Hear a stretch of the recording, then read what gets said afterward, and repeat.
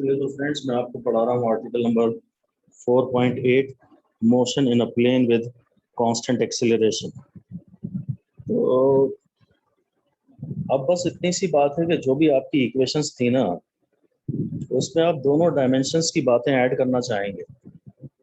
जैसे अब तक आपकी वेलोसिटी थी v not plus a t, अब आप उसकी वेलोसिटी को का एक्स कंपोनेंट भी बताएंगे, वेलोसिटी की और एक्सेलरेशन के एक्स कंपोनेंट भी बताया करेंगे। मेरी बातें हिसाब से बातें ज्यादा इंपॉर्टेंट है नहीं और बल्कि थोड़ी टफ भी है। v का फॉर्मूला है v not plus A for to dimensions for m2d we must write one such equation for each dimension, where each direction separate.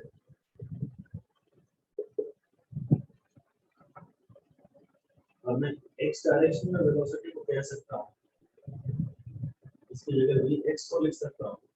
तो तुम भी इनिशियल भी x डायरेक्शन वाले लेना और फिर तुम एक्सेलरेशन भी x डायरेक्शन में लेना। इसी तरह तुम अगर y डायरेक्शन में फाइनल वेलोसिटी देख रहे हो तो फिर इनिशियल भी y डायरेक्शन में देखना और एक्सेलरेशन भी y डायरेक्शन में देखना। अच्छी बात है। ये थोड़े एडवांस टाइप के क्वेश्चन इसमें बनते हैं, इसलिए ये इम्पोर्टेंट नहीं है, फिर भी ध्यान से सुने। आपको आज तक आप कहते आए थे v is equal to v not plus a t. अब आप x डायरेक्शन में इस इक्वेशन को अलग से लिखिए और y डायरेक्शन में इस इक्वेशन को अलग से लिखिए। अगर x डायरेक्शन में आप इस इक्वेशन को लिख रहे हैं तो जब ये फाइनल वेलोसिटी x डायरेक्शन में है तो इनिशियल वेलोसिटी भी x डायरेक्शन में होनी चाहिए। इसका x पोर्शन नीचे ही लिखना चाहिए, v(x) x डायरेक्शन में इनिशियल वेलोसिटी, और ये y भी मुझे नीचे ही लिखना चाहिए, y डायरेक्शन में इनिशियल वेलोसिटी। एक्सीलरेशन भी अपनी अपनी रिस्पेक्टिव डायरेक्शंस में लेने चाहिए। m2d का मतलब ही है 2 m1d, टू डायरेक्शंस में m1d। तो मैं ये मानूंगा कि भाई अगर मैं x डायरेक्शन में ये इक्वेशन ले रहा हूँ तो मैं सारे वेरिएबल x डायरेक्शन वाले ही लूंगा ना। यहाँ में सारे वेरिएबल, यहाँ में ये मेरी इक्वेशन y डायरेक्शन में है तो मैं हर चीज y वाली लूंगा। y डायरेक्शन में final velocity is equal to y direction में initial velocity plus acceleration in y direction multiplied by time. ये डेवलप करना है आपको बस कि आप जिस डायमेंशन की बात कर रहे हैं आप सारे वेरिएबल्स उसी डायमेंशन के ले। अब जैसे ये इसकी बात कर रहा है कि x is equal to second, इस इक्वेशन को लिखते हैं हम, या लिख दीजिए सेकेंड इक्वेशन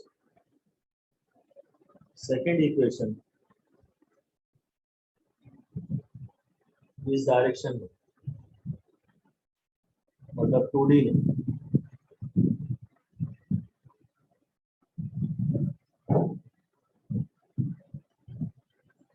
हाँ, ये वाली इक्वेशन थोड़ी ज्यादा काम आएगी यार।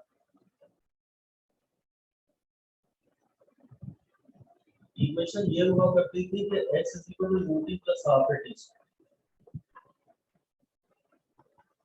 s। अगर आप x डायरेक्शन में लिख रहे हैं तो ये भी x डायरेक्शन में लीजिएगा और ये भी x डायरेक्शन में लीजिएगा, और यदि आप y डायरेक्शन में ले रहे हैं तो ये भी सब y डायरेक्शन में लीजिएगा। अगर डिस्प्लेसमेंट आप x डायरेक्शन में ले रहे हैं तो इनिशियल वेलोसिटी भी x डायरेक्शन में लीजिएगा, एक्सेलरेशन भी x डायरेक्शन में लीजिएगा। अगर आप डिस्प्लेसमेंट y डायरेक्शन में ले रहे हैं तो इनिशियल वेलोसिटी भी y डायरेक्शन में लीजिएगा, एक्सेलरेशन भी y डायरेक्शन में लीजिएगा। कांस्टेंट एक्सेलरेशन मोशन के लिए जो जो आपने इक्वेशंस लिखी थी आज सभी वैलिड है।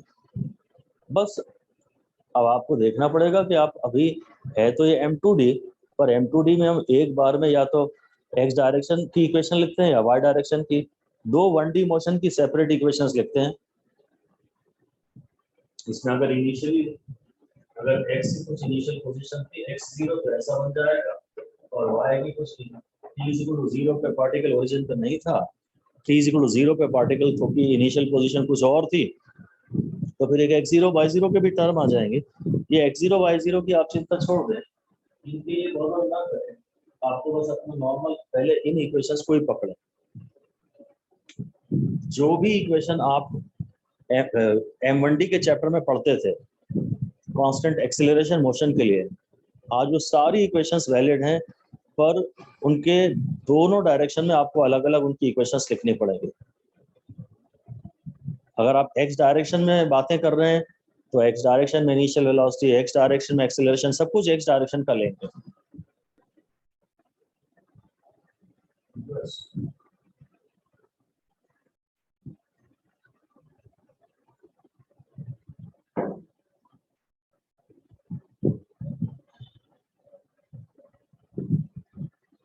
तो एक लाइन आपको ये लिखनी पड़ेगी कि motions in x and y directions can be treated independent of each other.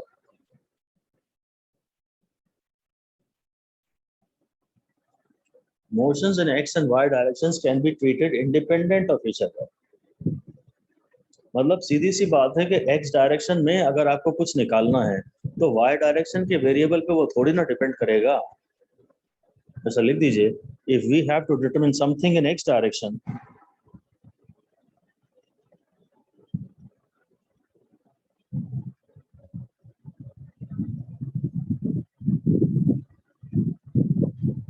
if we have to find something in x direction, then we should ignore the entire information in y direction.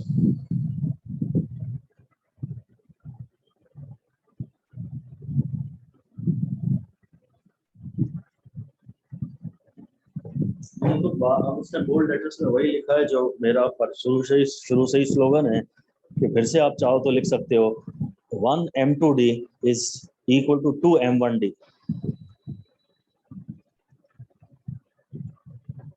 1 M2D is equal to 2 M1D. Motion in to dimensions में एक motion जो है वो 2 M1D से मिलके बनता है। Usually हम x डायरेक्शन में M1D और y डायरेक्शन में M1D बोलते हैं, पार्टिकल में साइमल्टेनियसली हो रहे हैं और ये दोनों एक दूसरे के इंडिपेंडेंट है। फिर से बात थ्योरी की लिख दीजिए, फिर से थ्योरी की बात लिख सकते हैं कि मोशन, अगली लाइन में लिख दीजिए जो उन्होंने बोल्ड लेटर्स में लिखा है, मैं तो इस पे स्टार नहीं लिखवाऊंगा, कि motion in a plane, motion in a plane can be treated as motion in a plane and a bracket में 2 dimensions. 2 dimensions में जो motion है that can be treated as 2 separate simultaneous one-dimensional motions. 2 separate simultaneous one-dimensional motions along 2 perpendicular directions.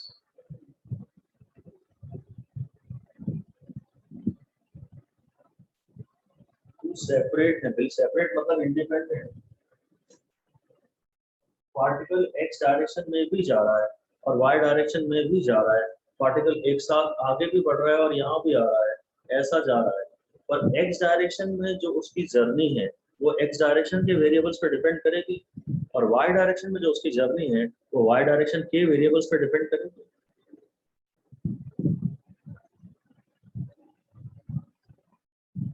Alright, बस ये independent होते हैं, यही ध्यान रखिएगा।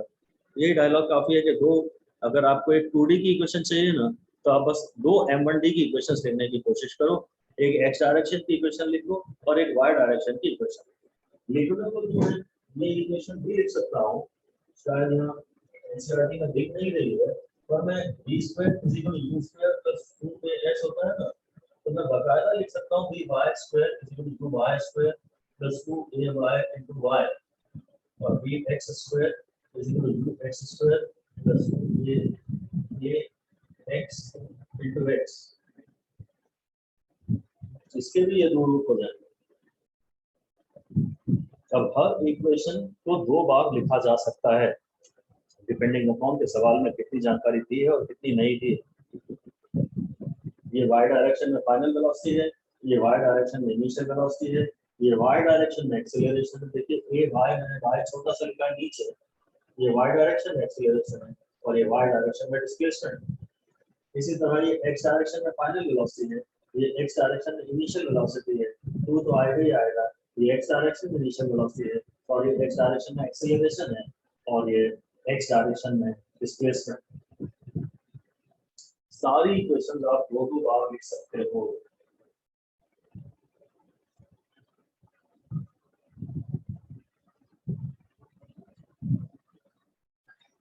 अब हम फिर एग्जांपल 4.5 देख रहे हैं। If a particle starts from origin t is equal to 0 पे, वेलोसिटी उसकी ये है 5i यानी x डायरेक्शन में और ये xy प्लेन में जा रहा है और फोर्स जो है उसके 2 कंपोनेंट है, फोर्स x डायरेक्शन में भी और फोर्स y डायरेक्शन में भी है। नहीं सॉरी फोर्स नहीं, एक्सेलरेशन दिया है इसने, मैं यूनिट से पहचान गया। उसने कहा तो था कांस्टेंट एक्सेलरेशन पर मैंने शुरू में मिस कर दिया था, पर यूनिट से मैंने पकड़ लिया कि भाई मीटर पर सेकंड स्क्वायर में है। What is the y coordinate of the particle at the instant its acceleration, its x coordinate is 84 metre. अब ये कह रहा है भाई y की वैल्यू बताइए, y कोऑर्डिनेट बताइए, तो मैं y निकालने के लिए सब कुछ y वाला सोचूंगा। y निकालने के लिए मैं कहूंगा u y t plus half a y t square, मुझे y निकालना है। अब y डायरेक्शन में इनिशियल वेलोसिटी तो है नहीं, क्योंकि इनिशियल वेलोसिटी में खाली i कैप कुछ चिपका है, इनिशियल वेलोसिटी में कुछ j कैप तो चिपका नहीं है। Initial velocity 5i cap, x direction में इनिशियल वेलोसिटी है, मतलब y डायरेक्शन में इनिशियल वेलोसिटी 0 है और एक्सेलरेशन का j वाला कंपोनेंट लिखता हूं 2, y is equal to 0t plus half acceleration का y कंपोनेंट है 2, क्योंकि उसमें j कैप चिपका है ना, और एक्सेलरेशन का x कंपोनेंट है 3, क्योंकि उसमें i कैप चिपका है। ये और ये कैंसिल हो गया, y है t स्क्वायर, ये मेरा आंसर हो जाता, पर इसमें मेरे को t डायरेक्टली नहीं दिया है। t निकालने के लिए मुझे लगता है x वाली इक्वेशन भी लिखनी पड़ेगी। कहता है y कोऑर्डिनेट उस समय बताइए जब x कोऑर्डिनेट 84 मीटर है। हाँ तो मैं x की इक्वेशन लिखता हूँ, x is equal to xt plus half axt square, ये लिखता हूँ। इससे t निकाल के फर्स्ट इक्वेशन में डालूंगा। x दिया 84 और x डायरेक्शन में वेलोसिटी इसने दिया 5, 3 प्लस हाफ, और x डायरेक्शन में एक्सेलरेशन दिया है 3, half into 3 into t square. अब ये क्वाड्रेटिक इक्वेशन बना के आपको सॉल्व करनी पड़ेगी। एक बात आप ध्यान रख लीजिए कि x डायरेक्शन की इक्वेशन हम बिल्कुल अलग लिखते हैं और y डायरेक्शन की इक्वेशन हम बिल्कुल अलग लिखते हैं, पर दोनों इक्वेशन में सिर्फ एक चीज कॉमन होती है और वो है t। ये बड़ा बड़ा 5 स्टार डाल के लिख दीजिए कि t is always same. Always तो नहीं होता है, पर आपके न्यूमेरिकल्स में आप उसे ऑलवेज सेम मान सकते हैं। आपके न्यूमेरिकल्स में आप उसे ऑलवेज सेम मान सकते हैं, क्योंकि उसने यही कहा है कि जब x इतना है तब y कितना है, तो तब y कितना है मतलब सेम टाइम पे। इसका मतलब अब हमें ये क्वाड्रेटिक इक्वेशन सॉल्व करनी पड़ेगी। मैं इसे 2 से मल्टीप्लाई कर देता हूँ, 3t स्क्वायर प्लस 10t और माइनस इसको डबल भी कर लेता हूँ, 168 इज इक्वल टू 0। ये मैंने क्वाड्रेटिक इक्वेशन बना ली, जिसको सॉल्व करने के और भी बहुत सारे तरीके हो सकते हैं, पर मैं तो पसंद करता हूँ फॉर्मूला मेथड ही, वही मुझे सीखना है। मुझे y is equal to t square डालना था, अब मैं पहले इसको सॉल्व कर लेता हूँ। ax square plus bx plus c is equal to 0 से इसे कंपेयर करता हूँ, ये हो गया 3t square plus 10t minus 168। तो इसमें पहले तो x और t ये आ गए, a है 3, b है 10 और c है माइनस 168। अब x का फॉर्मूला होता है minus b plus minus b square minus 4ac/2a। इसको दिमाग नहीं लगाना आपको, तो t की वैल्यू आ जाएगी माइनस b, b है 10 प्लस माइनस b स्क्वायर हो गया 100 माइनस 4, a की वैल्यू है 3 और c की वैल्यू है माइनस 168 अपॉन ये पूरा 2a और a की वैल्यू है 3, हो गया माइनस 10 प्लस माइनस, और अब ये हो जाएगा 168 into 12 करके देख लेता हूँ, 16 160 12 और 130 यहाँ से लगेगा 2 और 3 और फिर ये 168 ही आएगा 6 8 और 3 11 9 4 और 6 10 4 और 6 10 और ये हो जाएगा 2 2016 2216 आ रहा है ये गलती तो नहीं हुई देखो जरा 8 to the 4 AC 2116 आएगा ना? हाँ 2116 2116 का तो ये और 100 हो जाएगा तो ये 2226 हो जाएगा 2216 हो जाएगा सर हाँ 2116 आएगा स्क्वायर रूट में। Final answer yes sir square root में। 11 हासिल आई 1 4 और 6 10 4 और 6 10 ये तो 2016 था और 2016 का 100 ऐड कर दिया तो 2116 आ गया। अब मेरे को ये स्क्वायर स्क्वायर थोड़े याद होने चाहिए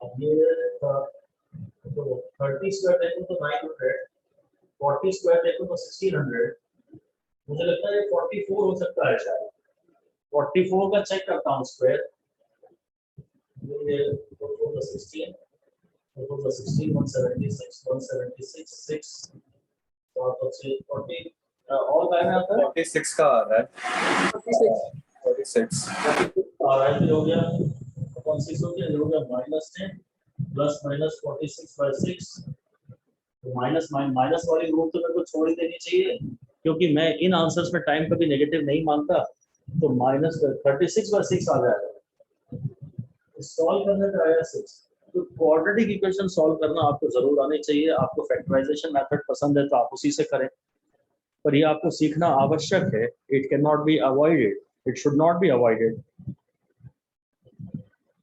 जब मुझे ये 30 तक के स्क्वायर मुझे याद थे एग्जैक्टली उनमें से कोई मैच नहीं कर रहा था तो मेरा कॉन्फिडेंस थोड़ा कम हो गया था और जैसे ही थोड़ा कॉन्फिडेंस कम हुआ इसलिए सिली मिस्टेक चालू हो गई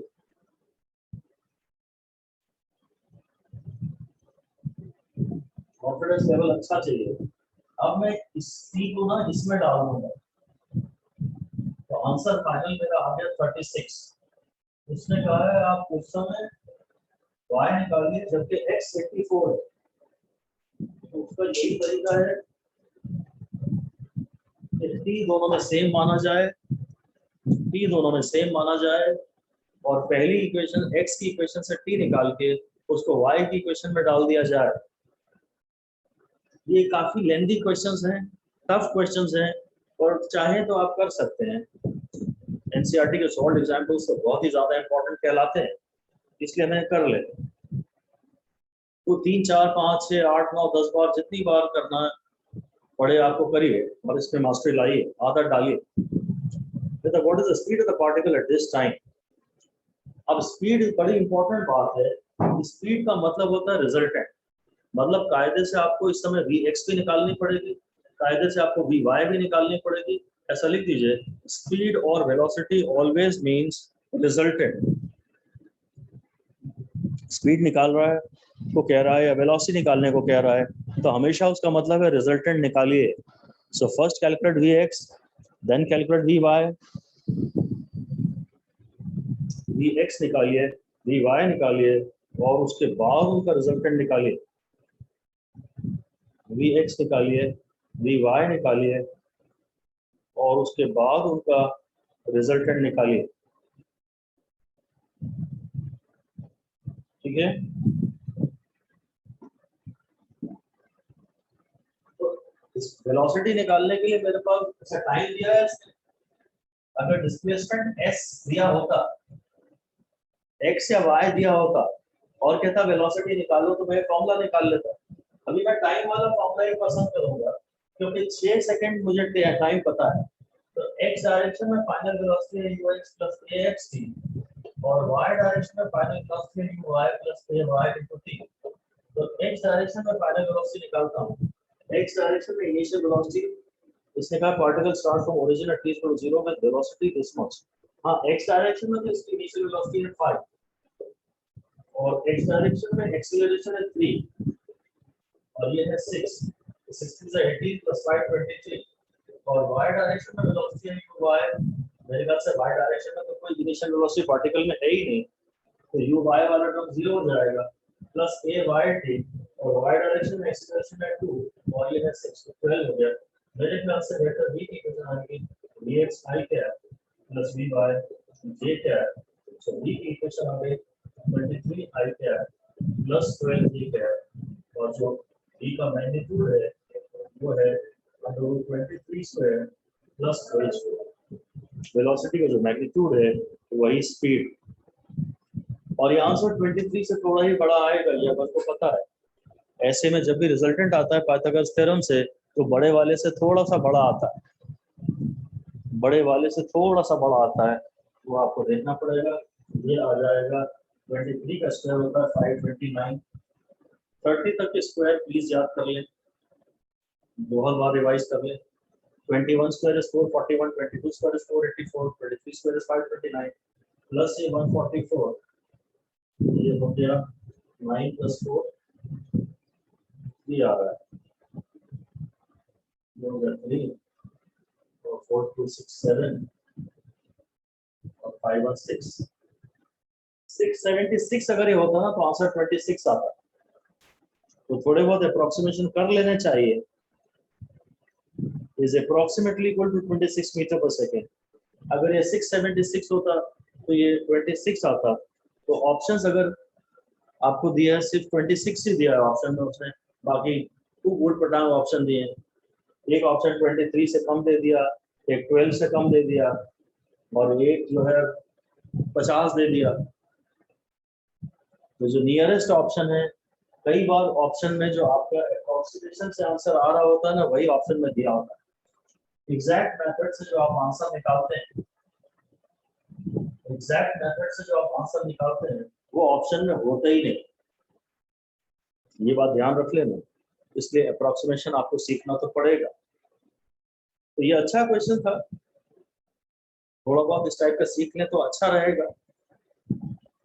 4.9 की हम बात करते हैं, रिलेटिव वेलोसिटी इन 2 डायमेंशंस। अब पिछले चैप्टर के एंड में हमने पढ़ा था रिलेटिव वेलोसिटी VAB का मतलब था VA माइनस VB।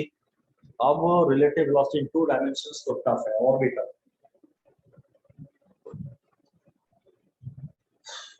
करना तो वही पड़ेगा आपको कि 2 बार 2 अलग अलग एक्सिस के अलावा 2 इक्वेशन सेपरेटली लिखनी पड़ेगी, 2 अलग अलग एक्सिस के अलावा 2 इक्वेशन आपको सेपरेटली लिखनी पड़ेगी। तो कहता है concept of relative velocity introduced this much for motion in a straight line can be easily extended to include motion in a plane or in 3 dimensions. Suppose 2 objects are moving with velocity v and vv with respect to each other to common reference. The ground के respect में एक गाड़ी की velocity va है और ground के respect में एक गाड़ी की velocity vb है। तो सबसे पहले तो ये याद दिलाना है कि vab is equal to va minus v, और एक्चुअली ये वेक्टर फॉर्म में होता है। इसको पढ़ते ऐसे ही है, velocity of a with respect to b is equal to velocity of a minus velocity of b, और ये सब वेक्टर फॉर्म में चल रहा है। और vba का भी यही मतलब होता है, vb माइनस vb। va का मतलब होता है b की वेलोसिटी a के रिस्पेक्ट में, vab का मतलब होता है a की वेलोसिटी b के रिस्पेक्ट में।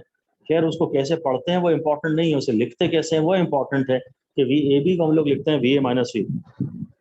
और हाँ, मैग्नीट्यूड तो दोनों के बराबर ही रहेंगे, VAB is equal to VB, magnitude तो दोनों के बराबर ही रहेंगे, बस डायरेक्शन ऑपोजिट आ जाती है। तो ये वाली लाइन खैर हमारे लिए इंपॉर्टेंट नहीं थी, हमारे काम की सिर्फ एक ही बात है, ये मैग्नीट्यूड वाली बात आप इग्नोर कर सकते हैं। एग्जाम्पल 4.6 कह रहा है, पहले तो मैं आपको एक इम्पोर्टेंट एक बड़ी बढ़िया बात दिखाना चाहूंगा। आप हेडिंग दे दीजिए, difference between resultant velocity, difference between resultant velocity and relative velocity. Resultant velocity और रिलेटिव वेलोसिटी में डिफरेंस बहुत ही अच्छी बात है। हमें सवालों में समझ नहीं आता कि रिजल्टेंट वेलोसिटी का सवाल है कि रिलेटिव वेलोसिटी का सवाल है, ये हमारी मेजर प्रॉब्लम रहती है। हेडिंग दे दीजिए रिजल्टेंट वेलोसिटी, रिजल्टेंट वेलोसिटी, और उसमें लिख दीजिए when two different velocities act on a particle simultaneously. दो अलग अलग वेलोसिटीज हैं, वो एक ही पार्टिकल पर एक साथ काम कर रही हैं. Then the particle moves with resultant velocity. The particle moves with resultant velocity and in the direction of resultant velocity.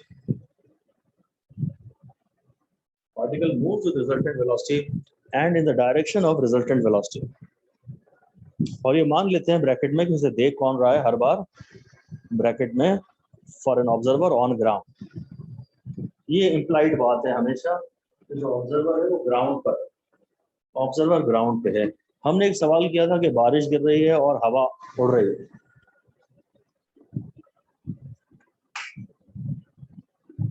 एक सवाल हमने एनसीईआरटी में किया था कि बारिश की वेलोसिटी दी थी और फिर हवा की वेलोसिटी भी दे दी थी. ये शायद एग्जांपल 4.1 था. 4.1 की लैंग्वेज ये थी कि rain is falling vertically with speed this much and wind starts blowing after some time with speed of this much. In which direction should avoid. ठीक है, तो यार बारिश में एक वेलोसिटी तो खुद की है और बारिश में ही तो हवा की भी वेलोसिटी है ना.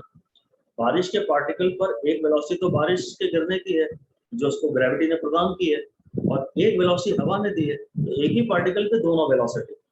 जमीन पे खड़ा एक आदमी बारिश को ऐसे आते हुए देख रहा था और अब हवा की वेलोसिटी ग्राउंड के रिस्पेक्ट में उसने देखी इतनी, तो जो हमेशा कोई भी पार्टिकल रिजल्टेंट वेलोसिटी की डायरेक्शन में जाता है, तो इन दोनों की रिजल्टेंट वेलोसिटी की डायरेक्शन में अब बारिश का पार्टिकल गिरने लगेगा. ऐसे ही लिख दीजिए कि if raindrop is also acted upon by wind, raindrop falling, if a falling raindrop is also acted upon by wind. अगर बारिश की बूंद पर एक तो वेलोसिटी है ही बारिश की स्वयं की और एक हवा की भी, then it is a case of resultant velocity. Then it is a case of resultant velocity. ठीक है. एक ही पार्टिकल पर एक साथ दो वेलोसिटी काम कर रही हो. मान लीजिए एक आदमी नदी में तैर रहा है. अब पहले तो नदी शांत थी, नदी का पानी बह नहीं रहा था, स्टैंड स्टिल पे था वाटर. आराम से बढ़िया आदमी एक क्रॉस कर रहा था रिवर को या अपस्ट्रीम या डाउनस्ट्रीम बह रहा था. अब डैम ने रोक रखा था इस नदी में पानी. अब किसी ने डैम का पानी खोल दिया, डैम को खोल दिया तो पीछे से पानी जोर से आया, अब पानी भी बह रहा है. तब आदमी की भी वेलोसिटी है आदमी के पास और पानी की भी वेलोसिटी है आदमी के पास. अब आदमी के ऊपर दोनों वेलोसिटी एक साथ काम कर रही हैं. वो भी रिजल्टेंट वेलोसिटी का केस, वो भी रिजल्टेंट वेलोसिटी का केस है. आप चलती हुई बस में आप भी चलने लगे, चलती हुई ट्रेन में आप अंदर आप दौड़ने लगे, तो आपके अंदर खुद की भी वेलोसिटी और ट्रेन की भी वेलोसिटी है. आपके ऊपर दो वेलोसिटी एक साथ काम कर रही हैं. Then it is a case of resultant velocity. अगर आप एस्केलेटर पे खड़े हैं, किसी मॉल में गए हैं और एस्केलेटर पे खड़े हैं और मन शांत नहीं है आपका और एस्केलेटर तो चल ही रहा है पर आप और तेज चल दिए, दौड़ लिए आप चलते हुए एस्केलेटर पे, तो आपके अंदर खुद की भी वेलोसिटी और एस्केलेटर की भी है. तो भाई रिजल्टेंट वेलोसिटी का केस हुआ. जब एक पार्टिकल में एक साथ दो वेलोसिटीज काम करें तो पार्टिकल रिजल्टेंट वेलोसिटी से चलेगा और मोशन हमेशा रिजल्टेंट वेलोसिटी की डायरेक्शन में होता है. बस.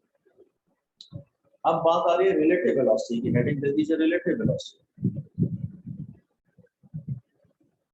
रिलेटिव वेलोसिटी तो खैर वही है कि दो ऑब्जर्वर ग्राउंड के रिस्पेक्ट में दो आदमी जा रहे हैं और मतलब दोनों वेलोसिटी एक ही बॉडी पे नहीं है.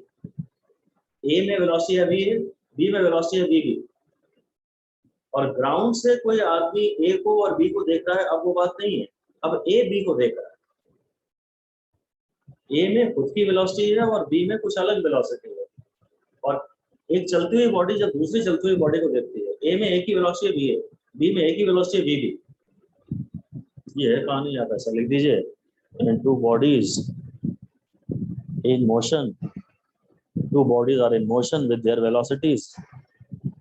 When two bodies are in motion with their respective velocities, और ब्रैकेट में of course with respect to ground, ये जो respective velocities होती हैं हम ये ग्राउंड के रिस्पेक्ट में ही देखते हैं. ग्राउंड के रिस्पेक्ट में ही होता है, ये कभी बोलते नहीं है. अगर मैं कह रहा हूँ कि कार की वेलोसिटी 50 मीटर पर सेकंड है, तो आपको ऑब्वियसली मेरा मतलब है ग्राउंड के रिस्पेक्ट में। हमेशा यही हमारा मतलब रहेगा कि ग्राउंड के रिस्पेक्ट में, नहीं तो इन्हें बताना पड़ेगा किसके रिस्पेक्ट में। तो बस ठीक है, अब यही है कि and one observer one moving body observes another moving body. एक चलती हुई बॉडी दूसरी चलती हुई बॉडी को देखे, एक चलती हुई बॉडी दूसरी चलती हुई बॉडी को देखे, then it is a case of relative velocity. Resultant में और रिलेटिव में फर्क है, और सवाल को पढ़ते ही साथ सबसे पहले देखना जरूरी है कि एक ही ऑब्जेक्ट में अगर दोनों वेलोसिटीज हैं और मैं ग्राउंड से उस ऑब्जेक्ट को देख रहा हूं, तब ऑब्जेक्ट रिजल्टेंट वेलोसिटी से चलेगा, और एक चलती हुई बॉडी अगर दूसरे को देख रही है तो फिर ऑफ कोर्स रिलेटिव वेलोसिटी का केस है।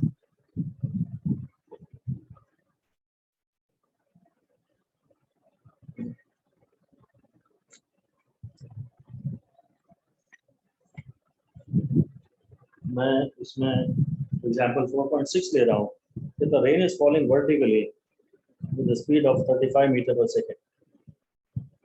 बारिश तो अभी भी इसने डेटा तो वही लिया, देखना जरा 4.1 वाले ही लिया, 35 ही लिया, और विंड की स्पीड भी 12 ही लिया भाई ने।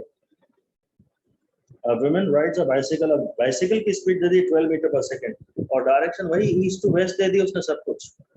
पूरा 4.1 और 4.6 को हमेशा एक साथ रख के किया जाए। पहले विंड की स्पीड के बारे में थी, और रेन पर रेन की भी स्पीड थी और विंड की भी स्पीड थी। अब रेन गिर रही है और वुमेन 12 की स्पीड से जा रही है, and what is direction in which she should hold her umbrella. तो इसमें तो आप पहले ही साफ साफ ये लिख दीजिए कि human brain registers only relative motion. हम लोग कभी भी एब्सोल्यूट मोशन हमारा ध्यान हमको दिखाई पड़ता ही नहीं है। आज तक जो भी आपने मोशन देखा है वो रिलेटिव मोशन ही देखा है आपने। अगर आप रेस्ट पे हो तो फिर वही एब्सोल्यूट मोशन भी है जो आपको दिख रहा है। आप रेस्ट पे हो और किसी चलते हुए ऑब्जेक्ट को देख रहे हो तो वही एब्सोल्यूट मोशन भी है, वरना वास्तव में तो ऑब्वियसली आप जब चलते हुए किसी बॉडी को देखोगे तो आपको उसका रिलेटिव मोशन ही तो दिखेगा। हम लोग केवल रिलेटिव मोशन देखते हैं। अब इस समय बारिश में वेलोसिटी अलग है और ऑब्जर्वर वेलोसिटी अलग है, और ऑब्जर्वर बारिश को देख रहा है। बारिश में दोनों वेलोसिटी नहीं है, बस यही समझना सबसे महत्वपूर्ण हो जाता है। लिख दीजिए साफ साफ कि this is a case of relative motion. ये रिलेटिव मोशन का केस है because one observer in motion is observing the other object in motion. एक ऑब्जर्वर मोशन में है और वो दूसरे ऑब्जेक्ट को देख रहा है जो खुद भी मोशन में है। अगर ये रिजल्टेंट वेलोसिटी का सवाल होता ना, जैसे 4.1 में था, तो मैं कहता velocity of rain plus velocity of vectorial. और अगर ये रिलेटिव वेलोसिटी का सवाल है जैसा कि 4.6 में है, तो वी रिलेटिव मुझे बताना पड़ेगा मुझे रेन की velocity with respect to women चाहिए, ये V rain minus V women. उसने पूछा है कि what is the direction in which she should hold her umbrella. तो मतलब उसको बारिश कैसी आती हुई दिखेगी। लिख दीजिए here we have to find the velocity of rain as seen by the woman. We have to find the velocity of the rain as it appears to the woman. Umbrella women को पकड़नी है, वही observer है आपकी बात। तो ठीक है, मैं वही सब ले लेता हूँ डेटा, इसको मैं 35 आई कैप ले लेता हूँ। मैं इन्होंने फिर एक बार फिर डायग्राम बना के ट्राइंगल बना के सॉल्व किया है, and I hate that method. I और जे और के वाले मेथड बड़े ही सुंदर हैं, बड़े ही सेफ हैं, उन्हीं को हमेशा बढ़ावा दिया जाए। रेन अगर नीचे गिर रही है, आपको फिर से बताना पड़ेगा कि आपने नॉर्थ साउथ ईस्ट वेस्ट किसे माना है। या आपको हर डायग्राम में हर क्वेश्चन में अलग से ये साइड में आपको बता देना चाहिए कि आपने किसे क्या माना। तो अब जो वेलोसिटी ऑफ रेन है वो है -35 जे कैप। अगर ये प्लस जे कैप है तो ये माइनस जे कैप है, और ईस्ट टू वेस्ट है minus I cap. Velocity of woman है -12 आई कैप। अब आपको जो रिलेटिव वेलोसिटी चाहिए वो है v r relative velocity of train with respect to moment. So this is v r minus vw. So this is minus 35j minus 12 I cap. So this is 12 I cap minus 35j. Answer तो अभी भी वही आ रहा है। Relative velocity का अगर आपको magnitude चाहिए तो 12 स्क्वायर प्लस 35 स्क्वायर ही आएगा और ये आंसर 35 से थोड़ा सा ही बड़ा आएगा। ये नंबर 35 का ऑलमोस्ट 1/3 नंबर को जब तुम स्क्वायर करके ऐड करोगे ना तो तुम उसमें 1/10 को ऐड कर रहे हो। जो तुम 35 में इस समय ऐड कर रहे हो वो 12 का स्क्वायर है 35 के स्क्वायर में, और 12 जो है 1/3 है। 1/3 का स्क्वायर करोगे तो 1/9 हो जाएगा, यानी तुम करीब 0.1 वाली चीज ऐड कर रहे हो, तो उससे कोई स्क्वायर पे फर्क थोड़ी ना पड़ेगा। आंसर इसका 35 से मार्जिनली बड़ा आएगा, शायद आंसर 37 आएगा। ये मैग्नीट्यूड तो बाय चांस रिलेटिव वेलोसिटी का और रिजल्टेंट वेलोसिटी का सेम आ रहा है, क्योंकि दोनों के ही सोल्यूशन में इसेंशियली आपको पाइथागोरस थ्योरम का सहारा लेना पड़ रहा है। पर ट्रायंगल बना के मत करना है, इसको IJK से करना। अब सवाल आता है इसकी डायरेक्शन है 12 I कैप, इधर 12 I कैप आएगा और माइनस 35 J कैप यहाँ, ये 35 J कैप और इनका रिजल्टेंट यहाँ आ रहा है। ये मतलब जो रिलेटिव वेलोसिटी है तो ये है। अब एंगल जरा देखना पड़ेगा कि वो कहाँ से, उसने जो 4 ऑप्शन दिए होंगे ना उसमें देखना पड़ेगा कि थीटा उसने हॉरिजॉन्टल से मांगा है कि वर्टिकल से मांगा। शायद वुमेन देखना ही पड़ेगा मुझे, आंसर सही क्यों मिलेगा मुझे। रिलेटिव वेलोसिटी तो वही आ गई, सीधे इसने एंगल ही निकाला है। तो relative velocity vector makes an angle theta with respect to vertical, vertical से ही निकाल रहा हूँ मैं। चलो वर्टिकल ये ठीक है, बारिश ऐसे कर रही थी ना, पहले भी वर्टिकल से ही निकाला होगा, इसलिए अभी भी वर्टिकल से ही निकाल देते हैं। तो बस अब ये tan थीटा अगर आप ये tan थीटा है ना तो हो जाएगा 12/30। tan थीटा होता है रूट पड़ोसी अपॉन खुद, भाई अगर वो 12 है तो ये भी 12 आएगा और परपेंडिकुलर अपॉन बेस। ठीक है, ये 1/3 टाइप का कुछ आ रहा है, 12 का 36 होता है तो tan थीटा हो जाएगा 0.333 और थीटा हो जाएगा tan इनवर्स ऑफ 0.33। ये tan इनवर्स ऑफ 0.33 है क्या पॉइंट इनवर्स ऑफ 3.34 है, उस एग्जैक्ट बातों के चक्कर में मत पड़िए, मोटा मोटा अंदाजा लीजिए बस। यहाँ उसको छतरी ऐसे पकड़नी पड़ेगी बारिश से बचने। जो भी जिस डायरेक्शन में बारिश आती है उसको दिखेगी ना, जिस डायरेक्शन में बारिश उसे आती हुई दिखेगी, बस उसी डायरेक्शन में अम्ब्रेला का डंडा उसको पकड़ना चाहिए, ताकि उसका जो कपड़ा है, छाता है, वो उसको भीगने से बचाए। At an angle about 90 degree with vertical up towards the west कह रहा है। रिजल्टेंट वेलोसिटी यहाँ से आ रही थी, अगर रिजल्टेंट वेलोसिटी निकालनी है ना आपको, रिजल्टेंट वेलोसिटी थी वो यहाँ से आ रही थी, ईस्ट से, क्योंकि बारिश भी ईस्ट से आ रही थी, तो रिजल्टेंट वेलोसिटी भी उधर से ही आएगी। हवा ईस्ट से आ रही थी, बारिश ऐसे गिर रही थी, हवा यहाँ से आ रही थी, तो हवा ने बारिश में थोड़ा ईस्ट टच दे दिया। आपको भी ऐसा लग रहा है कि वो बारिश थोड़ी ईस्ट से आ रही है। अब रिलेटिव वेलोसिटी में ना उल्टा हो जाएगा, ये टुवर्ड्स वेस्ट होगा, ये इंपॉर्टेंट बात है। और सारा इसको पहचानने का तरीका केवल ये है कि भाई मैं विमेन की वेलोसिटी को रिवर्स करता हूँ। विमेन ईस्ट टू वेस्ट जा रही है,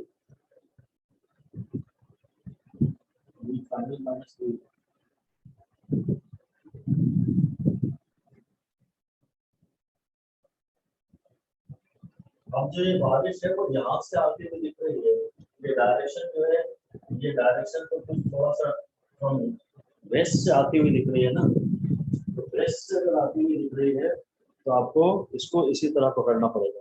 Hold umbrella at an angle 90 degree with a vertical towards the west। Resultant velocity और रिलेटिव वेलोसिटी में फर्क है। रिजल्टेंट में बारिश यहाँ से ही आती हुई दिख रही थी, तो छतरी ऐसे टुवर्ड्स ईस्ट मोड़ी थी, और रिलेटिव वेलोसिटी में मेरी कैलकुलेशन बता रही है, मेरा डायग्राम बता रहा है कि बारिश यहाँ से आती हुई दिख रही है, तो मैं जो छतरी एंड करूंगा यहाँ से 90 डिग्री टुवर्ड्स वेस्ट मोड़ रहा हूँ, इधर वेस्ट से, यहाँ से 90 डिग्री टुवर्ड्स वेस्ट मोड़ रहा हूँ। 90 डिग्री वाली बात मेरे को जानना जरूरी नहीं है, मेरे को बिल्कुल जानना जरूरी नहीं है कि tan इनवर्स ऑफ 0.33 क्या होगा, ये कितने डिग्री होता है, this is not expected out of us, though we can calculate it by the concept of radians and relation between.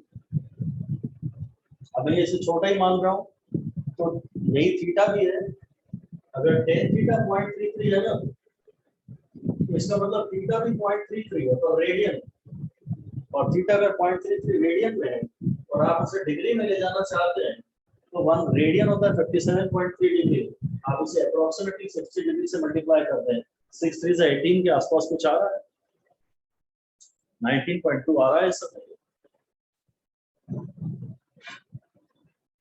ये अगर tan थीटा 0.33 आया है ना, तो आप उसे थीटा को 0.33 मान लीजिए, और ये आपका रेडियन में आया है, थीटा डिग्री में ले जाना है, और 1 रेडियन इज अराउंड 57.3 डिग्री, उससे ये किया जा सकता है अप्रोक्सीमेटली, बट हमें इससे ज्यादा एग्जाम में क्वेश्चन आगे, चाहे जेई मेन हो चाहे नीट हो, इसके आगे वो आपसे एक्सपेक्ट नहीं करते हैं। पहला एक जमाना था जब वो टेबल्स प्रोवाइड करते थे और उन टेबल्स में से वैल्यूज दी जाती थी, आज वो ऑप्शन इसके आगे नहीं देते हैं, हालांकि दे सकते हैं, कोई प्रॉब्लम नहीं है, पर आज तक तो कभी भी नहीं आया है कि स्टूडेंट से एक्सपेक्टेड हो कि इसकी वो थीटा डिग्री में निकाल के रखें, इसकी तरफ ध्यान न दें, अभी ध्यान केवल ये दें कि आपने सवाल में किया क्या है, आपको ये देखना पड़ेगा कि रिजल्टेंट वेलोसिटी का सवाल है या रिलेटिव वेलोसिटी का सवाल, ये रिजल्टेंट वेलोसिटी का सवाल है या रिलेटिव वेलोसिटी का सवाल है। रिजल्टेंट वेलोसिटी में प्रॉब्लम नहीं है, हमें वी ए बी को हम करते हैं vector V A plus vector V B, और रिलेटिव में हम वी ए बी को करते हैं vector V A minus vector V B. इनके मैग्नीट्यूड निकालने में प्रॉब्लम नहीं है, इनकी डायरेक्शन निकालने में थोड़ी प्रॉब्लम है। रिलेटिव वेलोसिटी की डायरेक्शन निकालने में थोड़ी प्रॉब्लम है। मैं आपको यहाँ पे एक और बात कर देता हूँ, एक और एग्जाम्पल इसका दे देता हूँ, ऐसा ही लिख दीजिए, हेडिंग दे दीजिए change in velocity, change in velocity, और चेंज इन वेलोसिटी में भी आप चेंज को तो अब हम जानते हैं डेल्टा के नाम से लिखते हैं, ये डेल्टा वी हो गया, अब delta V is V final minus V initial, पूरा वेक्टर फॉर्म। तो चेंज इन वेलोसिटी भी वेक्टर सब्सट्रैक्शन से निकाली जाती है, और रिलेटिव वेलोसिटी भी वेक्टर सब्सट्रैक्शन से निकाली जाती है। ऐसे ही लिख दीजिए कि change in velocity is different than relative velocity. Change in velocity एक अलग चीज है, रिलेटिव वेलोसिटी एक अलग चीज है, और रिजल्टेंट वेलोसिटी एक अलग चीज है, और कायदे से तो वो तीनों के न्यूमेरिकल आपको दे सकते हैं। हालांकि डायरेक्टली चेंज इन वेलोसिटी का एनसीईआरटी में जिक्र नहीं है, पर आप जान जाइए चेंज मतलब डेल्टा, और डेल्टा मतलब माइनस तो लेते ही हैं, ये V final minus V initial है वेक्टर फॉर्म में, ये ध्यान दीजिए। तो रिलेटिव वेलोसिटी और चेंज इन वेलोसिटी दोनों ही वेक्टर सब्सट्रैक्शन से निकाले जाते हैं, दोनों ही वेक्टर यूज। इतना ही फिर से लिख दीजिए कि this is also an example of vector subtraction, ये भी वेक्टर सब्सट्रैक्शन का ही रिजल्ट है।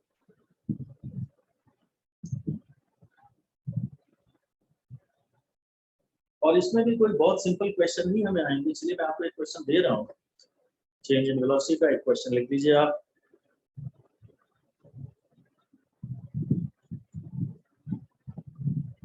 person is moving the speed of 5 meters per second towards east.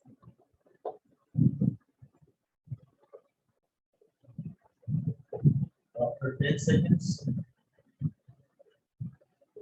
he is found to be moving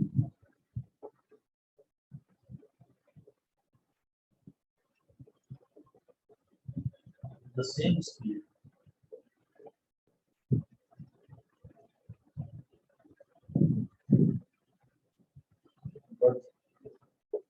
towards north. पहले पर्सन 5 की speed से east की तरफ जा रहा था और 10 सेकंड बाद हम पा रहे हैं कि वो उसी स्पीड से नॉर्थ की तरफ जा रहा है। तो find delta change in velocity. पहले 5 की स्पीड से पर्सन ईस्ट की तरफ जा रहा था और अब उसी स्पीड से नॉर्थ की तरफ जा रहा है। सबसे पहला काम आपका ये है कि आप इस डायरेक्शन को आई कैप और इस डायरेक्शन को जे कैप होंगे, ईस्ट है और ये नॉर्थ। आपने किसे प्लस आई माना है, किसे माइनस आई माना है, किसे प्लस जे माना है, किसे माइनस जे माना है। नॉर्मली हम लोग ईस्ट को प्लस आई मानते हैं और नॉर्थ को प्लस जे मानते हैं। तो जो भाई इनिशियल वेलोसिटी है ना वो है 5 और कहाँ ईस्ट की तरफ, तो 5 आई। और जो फाइनल वेलोसिटी है वो भी है 5 और कहाँ नॉर्थ की तरफ, नॉर्थ की तरफ तो 6 का। और मुझे निकालना है डेल्टा वी जो कि होता है फाइनल माइनस इनिशियल। आपको एक ही बात से प्यार डेवलप करना है, आई जे के से बचने की जरा भी कोशिश की तो आप कभी भी इस चैप्टर में फन नहीं ला पाओगे। And this is a really very enjoying chapter. Vectors का चैप्टर बहुत ही प्यारा चैप्टर है। आई जे के से दोस्ती कर लो एक बार, कोई प्रॉब्लम है ही नहीं। छोटे छोटे एडिशन सब्ट्रैक्शन की तो बात कर रहा हूँ यार मैं। अलजेब्रिक की जगह वेक्टर हो गया, आई जे के की बातें करने लगा।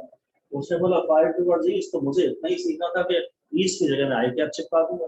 फिर उसने कहा 5 टुवर्ड्स नॉर्थ, तो मैं 5 को 5 लिखूंगा, नॉर्थ को जे कैप चिपका दूंगा। बस इतना ही तो नया है।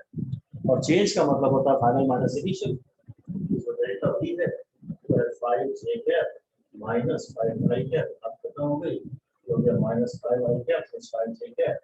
अगर आपको मैग्नीट्यूड चाहिए इसका, अगर आपको मैग्नीट्यूड चाहिए तो वो under root of minus 5 square plus 5 square है, वो तो वही आएगा 5 रूट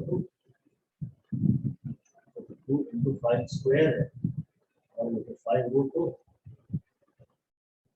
माइनस 5 स्क्वायर भी उतना ही आएगा जितना प्लस 5 स्क्वायर आएगा। तो ये हो गया 2 इंटू 5 स्क्वायर। 5 स्क्वायर को मैं रूट के बाहर ले आया तो 5 हो गया और 2 को मैंने रूट के अंदर ही नहीं रहने दिया तो हो गया 5 रूट 2।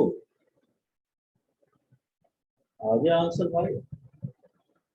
चेंज इन वेलोसिटी का आंसर आ गया 5 root 2। But change in velocity is a vector quantity और हमें इसका मैग्नीट्यूड तो ठीक ही है, डायरेक्शन भी निकालनी चाहिए। और असली जान निकलती है, अपनी प्रॉब्लम आती है डायरेक्शन निकालने। प्रॉब्लम आती है थोड़ा फोकस, थोड़ा मेहनत करनी पड़ेगी। मैग्नीट्यूड निकालने में तो कभी प्रॉब्लम आएगी नहीं यार। तो जरूर जो डेटा दिया उसमें पाइथागोरस थ्योरम लगेगा ही लगेगा। तुमको जो न्यूमेरिकल देंगे एग्जाम में वो पाइथागोरस थ्योरम का ही होगा, चाहे वो रिलेटिव हो, चाहे वो रिजल्टेंट हो, चाहे चेंज हो। अल्टीमेटली करना तो तुम्हें अंडर रूट ए स्क्वायर प्लस बी स्क्वायर ही पड़ेगा। बातें जरूर बदल जाएंगी, लिखने के तरीके बदल जाएंगे, ये कभी भी नहीं बदले। तुम्हें 90 डिग्री वाले ही केस देंगे, जब एंगल 90 डिग्री ना हो तो जरूर प्रॉब्लम है। जब 90 डिग्री ना हो फाइनल एंगल दोनों के बीच में तो हो सकता है थोड़ी दम लगे, और 90 डिग्री है तब तो पाइथागोरस थ्योरम लगनी ही लगनी है। अभी भाई जो चेंज इन वेलोसिटी है ना उसका आंसर है 5 माइनस 5 आई प्लस 5। हमने इसको डायग्राम में बनाना, माइनस 5 आई यहाँ आएगा और 5 से यहाँ आएगा। तो मैं इसकी डायरेक्शन बता चुका हूँ इसलिए मैं इसे माइनस 5 आई नहीं लिखूंगा। मैंने डायरेक्शन तो नेगेटिव वाली ही ली है, मैं लिख भी सकता हूँ चाहूँ तो। और जब इसकी प्रॉपर डायरेक्शन जिसकी आपने मार्क कर दी हो ना, उसका मैग्नीट्यूड कायदे से आपको हमेशा पॉजिटिव ही लेना चाहिए। हाँ मैंने इसे प्लस आई कहा था इसलिए माइनस आई है, और इस डायरेक्शन में मैं 5 यूनिट्स की बात कर रहा हूँ, मुझे फिर आई भी नहीं लिखना चाहिए। और ये डायरेक्शन है 5, ये है 5। हाँ ये नॉर्थ है और ये वेस्ट है, और इनका जो रिजल्टेंट आएगा वो तो यहाँ आएगा ना। और ये दोनों अगर बराबर बराबर है तो ये एंगल बराबर बराबर आएंगे 45 डिग्री 45 डिग्री। और आप जानते हैं कि अगर ठीक बीचों बीच नॉर्थ और वेस्ट के ठीक बीचों बीच जो डायरेक्शन आती है वो नॉर्थ वेस्ट आती है, तो चेंज इन वेलोसिटी की डायरेक्शन कहलाएगी नॉर्थ वेस्ट। अब आंसर है डेल्टा वी का आंसर है 5 रूट 2 मीटर पर सेकेंड नॉर्थ वेस्ट। 5√2 में तो किसी को प्रॉब्लम नहीं आएगी, तुक्का मार दोगे आप। एक 5 है, दूसरा 5 है, आपको पता है कि एक ईस्ट और एक नॉर्थ है, तो ये राइट एंगल्स पे तो हैं ही, तो पाइथागोरस थ्योरम तो लगनी ही थी। और 5 और 5 का रिजल्टेंट 5√2 आता है 90 डिग्री पे। हमने तो सीख लिया भाई, चाहे रिलेटिव वेलोसिटी का सवाल हो, चाहे रिजल्टेंट वेलोसिटी का सवाल हो, और चाहे चेंज इन वेलोसिटी का सवाल हो, पाइथागोरस थ्योरम तो फाइनली लगने ही लगनी है। शायद 5 और 5 का तो हर बार आंसर 5√2 ही आना है। 35 और 12 का हमेशा आंसर √35² + 12² ही आना है। हमेशा तो ये बात सही नहीं है, पर ज्यादातर ये बात सही है। अगर आपको हाइपोटेन्यूज ही निकालना है तो फिर चाहे कोई भी केस हो, रिजल्टेंट के रिलेटिव के चेंज, हाँ आप √a² + b² ही करेंगे अगर अननोन आपका हाइपोटेन्यूज है तो। चिंता डायरेक्शन की है, वो आप ध्यान दीजिए। इसका आंसर फिलहाल नॉर्थ वेस्ट है, और उसका कारण ये है, उसको मैं इस तरह से समझा सकता हूँ कि डेल्टा v होता है b फाइनल - c इनिशियल। तो तुम फाइनली वो नॉर्थ की तरफ जा रहा है तो नॉर्थ लिखो b फाइनल के नीचे, पर इनिशियल का रिवर्स करके यहाँ लिखो। इनिशियली ईस्ट में जा रहा था ना, और ये माइनस साइन है ना, तो इनिशियल को रिवर्स करो, ईस्ट का उल्टा एक वेस्ट है ना, तो आंसर आ गया नॉर्थ वेस्ट। ये डायरेक्शन निकालने की शॉर्ट ट्रिक हो गई। अगर आपको डायग्राम वायग्राम नहीं बनाना है तो ये बात लिख दीजिए, short trick for direction only in case of delta we. ये सिर्फ डेल्टा वी के लिए वैलिड है, सिर्फ डेल्टा वी के लिए वैलिड है। Number 1 right final velocity north, जैसे final right direction of final velocity north. Number 2 write the reverse of initial velocity, write the reverse of initial velocity by the side of final velocity। Final velocity है north में, और इसके ये लिख दीजिए बस आप, इनिशियल वेलोसिटी का रिवर्स लिख दीजिए। यहाँ डायग्राम में दिख रहा है ना, आपने इनिशियल का रिवर्स किया, बस इन दोनों को मिला के फिर अपना आंसर लिख दीजिए, बात खत्म।